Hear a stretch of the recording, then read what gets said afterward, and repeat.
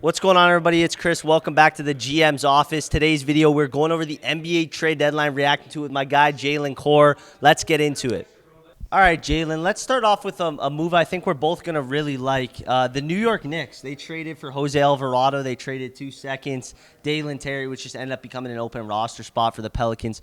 What do you make of that trade? And, especially with Deuce McBride now being injured and missing an extended period of time, what do you make of this trade? Well, I'm not too high on Deuce McBride in the first place. He's small. He can't guard. He's not the most consistent shooter on the team. I feel like Jose Alvarado is just like a slight step down from on offense, but he offers way more on defense. Last game, I was watching the Pacers-Knicks game yesterday. Yeah, that was crazy. He had all the reps. They put him in crunch time. This guy was guarding Nembhard the whole time. So when you have a guy that you can put in and guard the other team's best scoring guard, he's way more valuable than McBride, and McBride's probably not going to play as much as he did before they got Jose.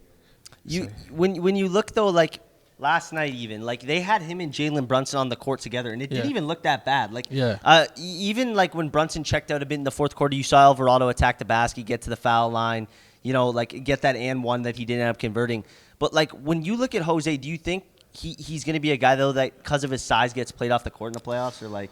I think offensively he might be a negative in the playoffs because even like you said, he had the and one yesterday, but he's not the best shooter. No. When you're a 6-foot guard, you have to be able to shoot the lights out. So I think he's gonna come on for like matchup purposes, but he might get played off the court. If they need some scoring, a spark plug, they might put in Clarkson, they might put in a McBride instead of Jose. Right. But he's still immensely valuable on defense, so he'll see some playing time. And like for that, the Knicks that trade basically just second round picks away to get him. That very unvaluable second round picks, I might add. Like these are like the swap worsts of just really good teams. So it's going to be like the 60th and the 58th overall pick. For the Pelican side of this, I mean, this is just brutal management of assets. Yeah. I don't know what they're thinking putting Zion as untouchable. They said the whole roster was untouchable. Yeah. This is not a good look for Joe Dumars because since he's came into the organization, he's just done nothing really positive. I mean, they could have Darren Peterson right now. That's what I'm saying. He drafted, Jeremiah Fears and Derek Queen, but when you look at this year's draft class and the fact that they could have had a top 5 pick because they're so bad, I feel like I'd rather have anyone in the top 5 other than a Derek Queen. Not because he's not a good player, but because when you look at the ceilings that these guys have, their ability to fit in with the offense, there's so many guys that you can put in as a substitution for like Zion. Like Caleb Wilson, for example. Him at the 4, that's what you're missing out on. When you have a guy like Derek Queen who can defend, he's going to have to turn into like one of the best offensive players in the league for him to be a valuable player. Well, even like I don't know what realistically, they could have took Queen at 7 there, and like not to get off topic, but they could have took Queen at 7, kept their first round pick instead of having to trade up for him at 13, and then just not drafted Fears, who like in all honesty has looked a little shaky. He's a rookie guard, but he's looked shaky, especially like defensively and shooting the 3 ball as of late. I think they could pair like could you imagine like a Keaton Wagler with Derek Queen instead of Jeremiah Fears? Like, that's what I'm saying though, because they already had like a stacked guard rotation.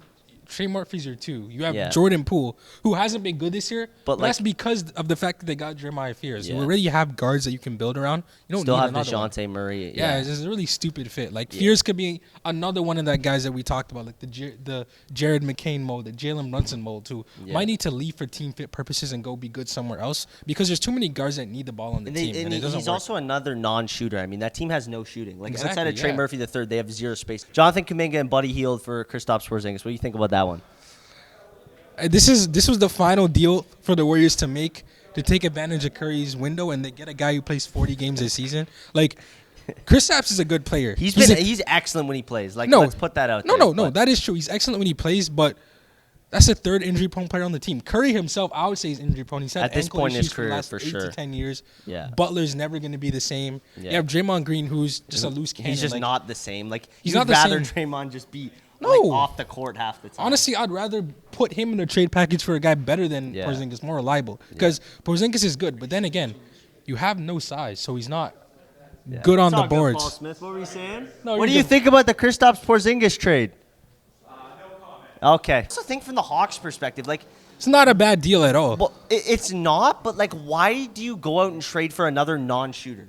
Like, him and Jalen Johnson get it in the same spots, and like, in my last video, I preached that I just want to see Jonathan Kuminga go somewhere and thrive.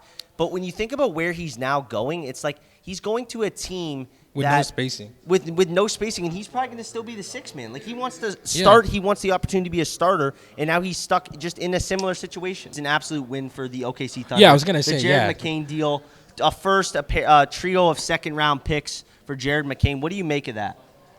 That's one of the best trades of the deadline. Top 5 in my rankings, and it's because they fixed their shooting problem.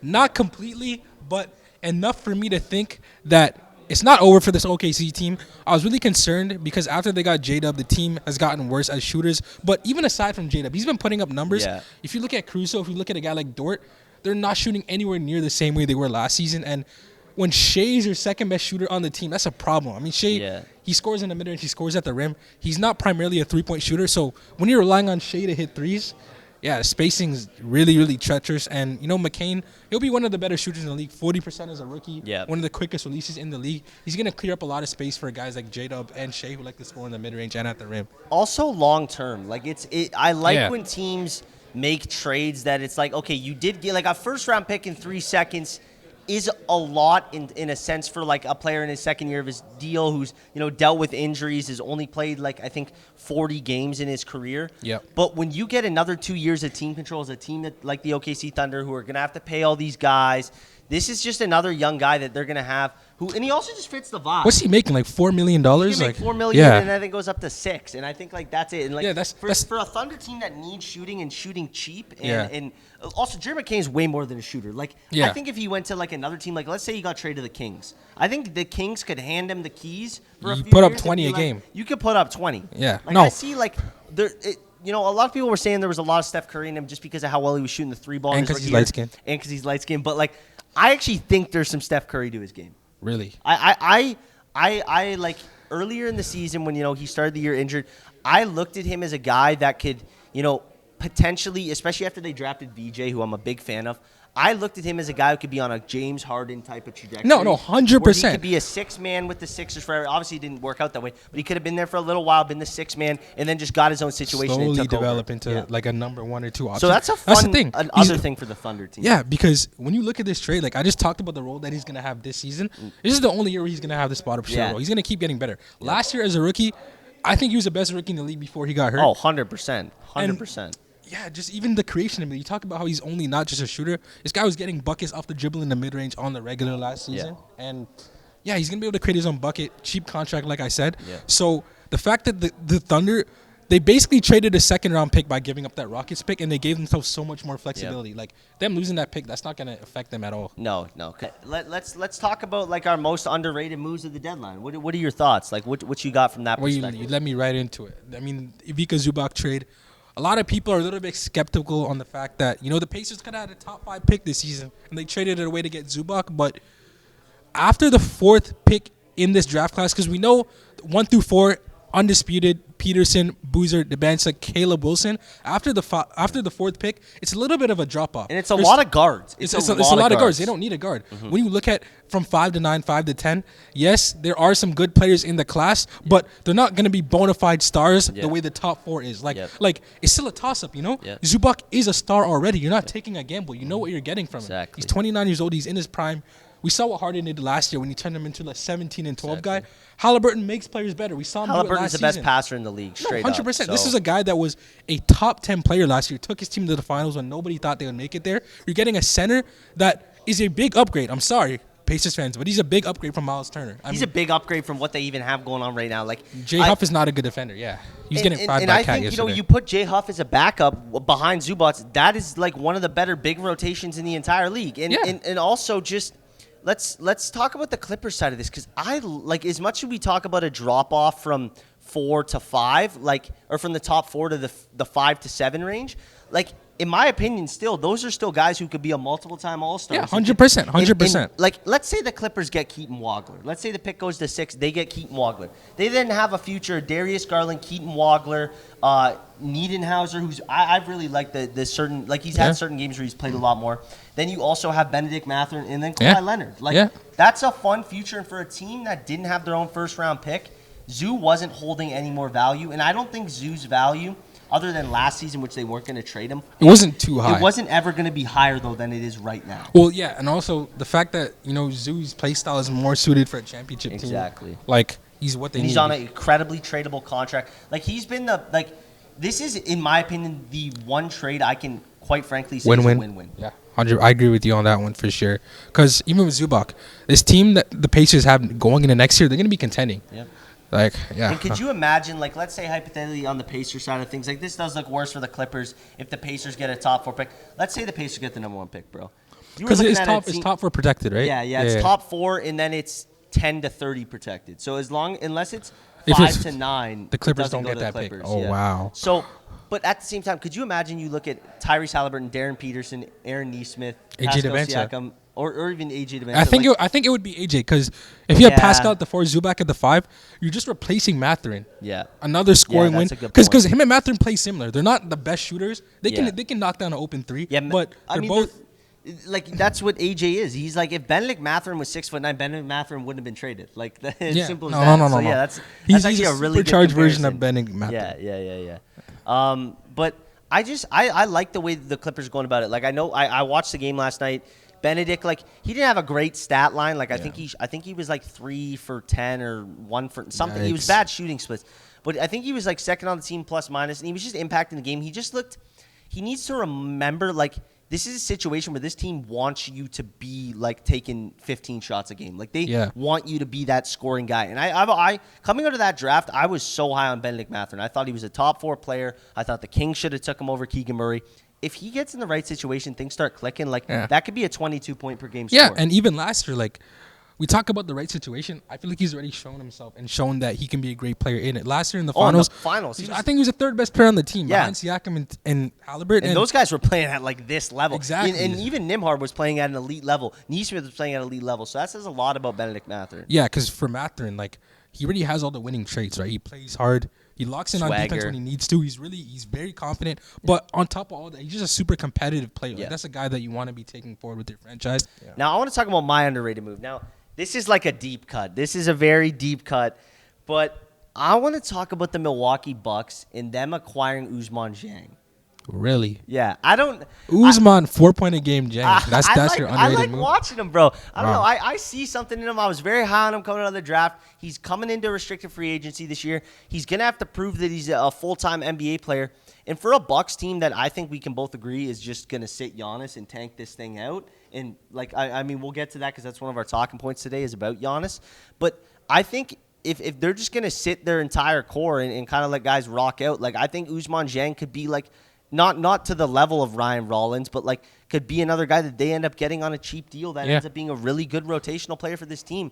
And I just like that they traded away Amir Coffey and they traded away Cole Anthony, 2 guys who, like, fit better on teams that are actually looking to win this year. They went to the Suns, and they get back Osumane Dieng, who they can take a flyer on. I really like it for them. Yeah, like, he's not a bad player. When J-Dub was out for, he was cooking. For 27 games, they would put him in. This guy was scoring, like, step back threes, mid-range shots off the dribble, like.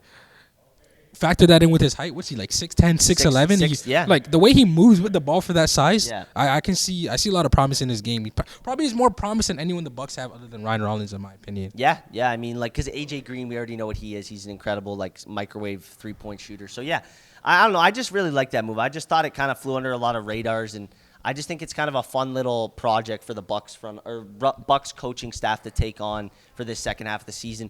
But let's move on to the Bucks, okay? Actually, no, before we do that. Washington Wizards, what are your thoughts?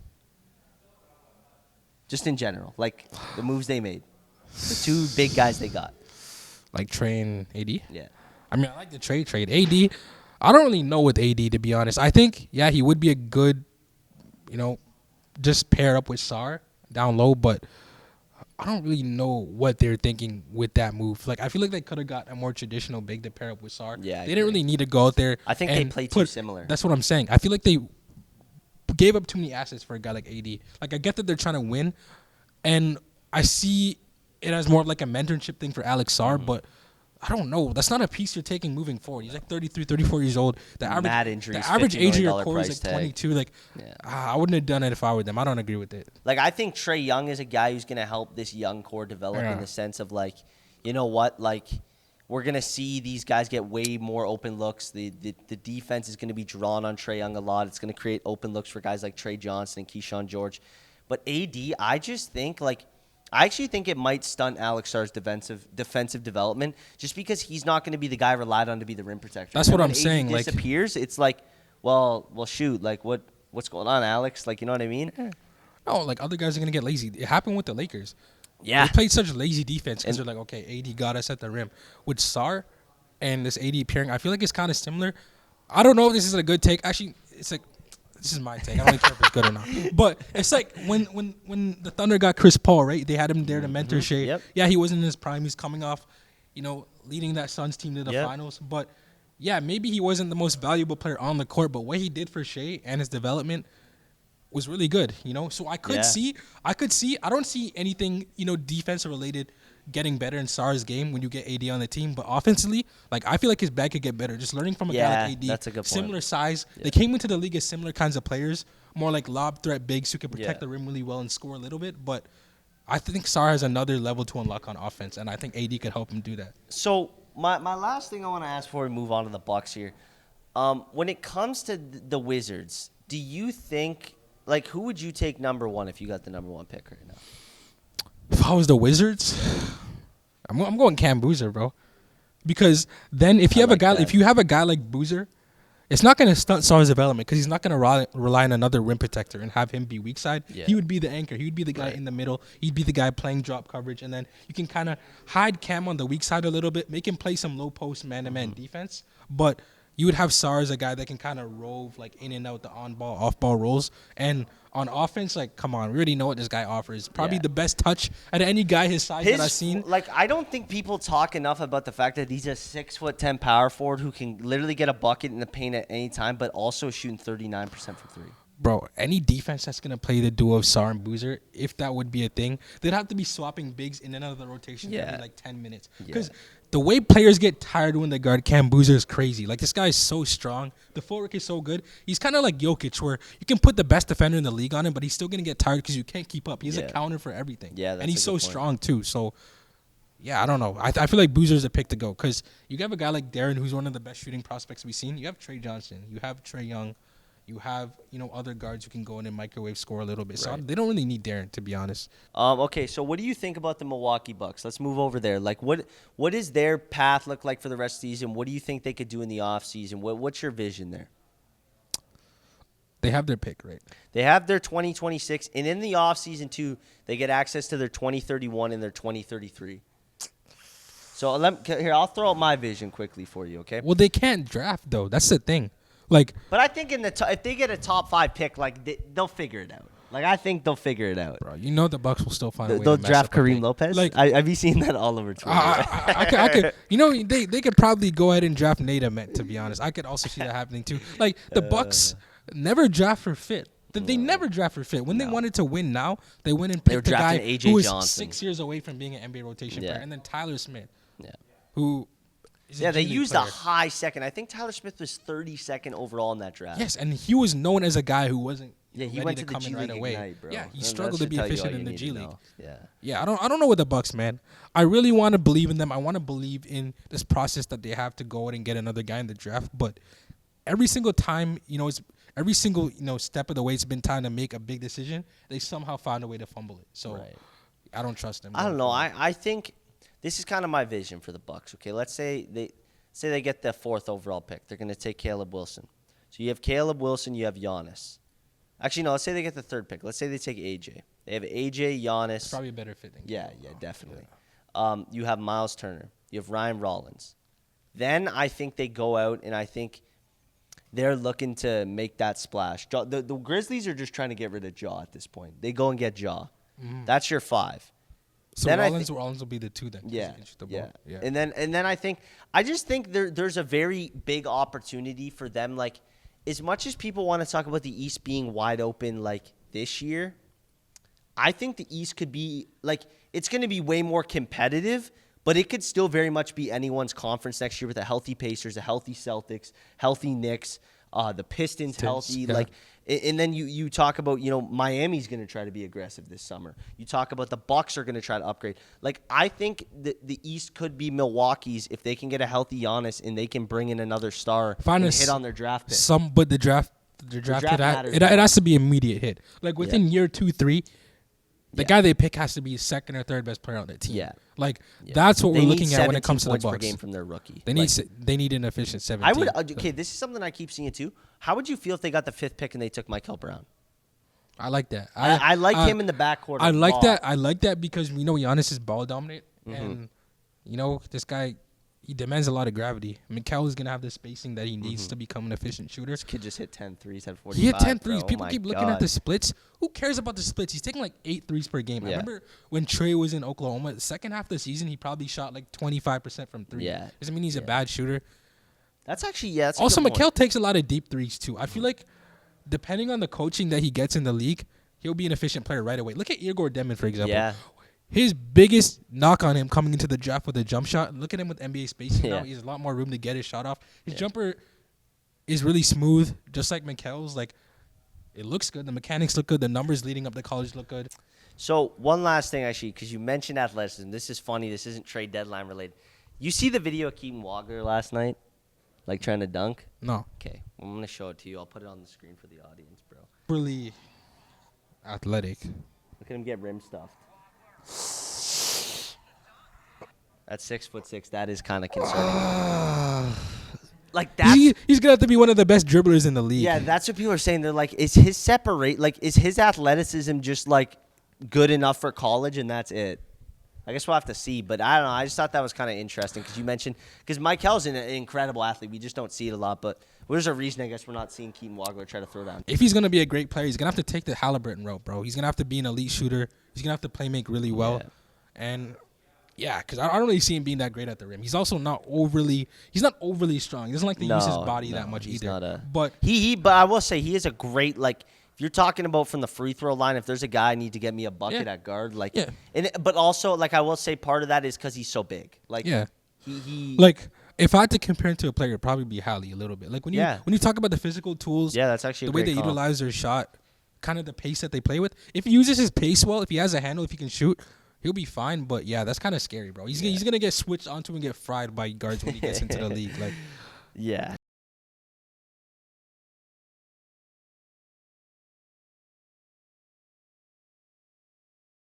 All right, well, let's wrap it up here. Thank you for coming on, Jaylan. You can plug your channel. I'll put it in the link in the description. Core Media on YouTube and TikTok and Instagram. Tap in. Thank you. Yeah, so thanks for coming on, Jaylan. We'll get you on soon. I think we're going to talk draft next time. So, it'll be fun. Peace, guys. This is GM's office. Chris Lambert, Jaylan Coore. We'll see you next time.